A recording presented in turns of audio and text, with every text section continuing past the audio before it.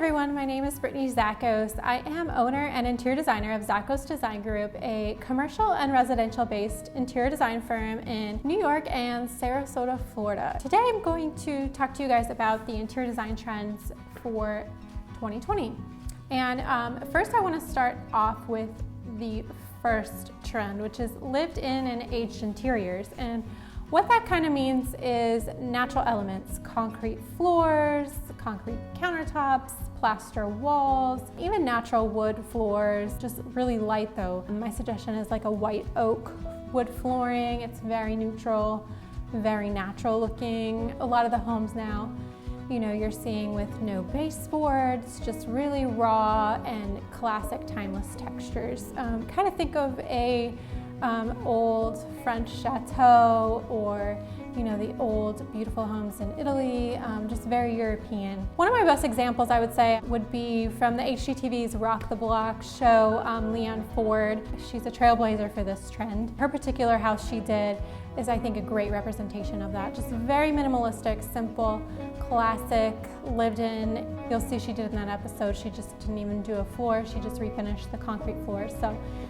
it's a really beautiful look. I think it's very timeless and I think it can go in really any design area in the country, here in the US at least. So I think it's a really great trend that I see will be lasting a long time. Another great trend I would say is the black and white trend. You've probably seen this in a lot of kitchens and family rooms where there's either a black piece of furniture as an accent, maybe a natural white rug with some black pops. You're also seeing it in cabinet hardware in kitchens. You're seeing it for faucets. I really love this trend. I think it's a really nice way to do neutrals, but you also kind of get that classic contrast. And that even leads me to going back to more of a traditional type of design when it comes to black and white, which I think is like the black and white checkered floors. You'll see some marble flooring that's out there too, the small mosaics that have the black accents. That style is just never gonna go out. I think it's very chic, classic, and timeless, and I really love that trend. Another trend for 2020 that I'm seeing and that I love personally would be antique tapestries, and you will kind of see behind me a little bit. We have one here in our Sarasota office, and I really love this trend, I think, for a couple different reasons. The first one is they're actually really affordable. This particular one's from Anthropology Home, and I think it was 150 bucks. So it's actually really affordable. It covers a lot of wall space. I love it, especially in homes or office spaces like this where we have high exposed ceilings. So you get a lot of bang for your buck as far as wall coverage. But I also love the feel of mixing that with like modern elements. I think it's another lived in, aged kind of element that's from the past that's coming back, and it just works really great with modern furniture.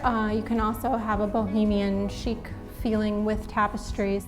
My last trend I would say is, maybe surprise you guys, but I would say the white and beige trend. Gray is, I feel, on its way out. It's not gonna be gone like it was in the 80s. I think there was a huge gray fad and then everyone ripped the gray out. I think now we've kind of learned how to modernize it where it's not too dated, but I would definitely suggest pairing the grays with white and beige. I think that's a really fresh modern take too. That way you're not playing too much into a gray color palette. You're kind of getting that timeless feeling when you add beige, and that kind of brings you to the other natural elements, sandstone, limestone. Those are all travertine, more beige type classic stones, but they can definitely go with a concrete countertop or a light gray painted wall. So I also picked out a couple of my favorite white paints, and I have that on the blog as well, so feel free to check those out from Benjamin Moore. And I kind of gave you a cool one, a warm one, and a pretty neutral color that's right down the line,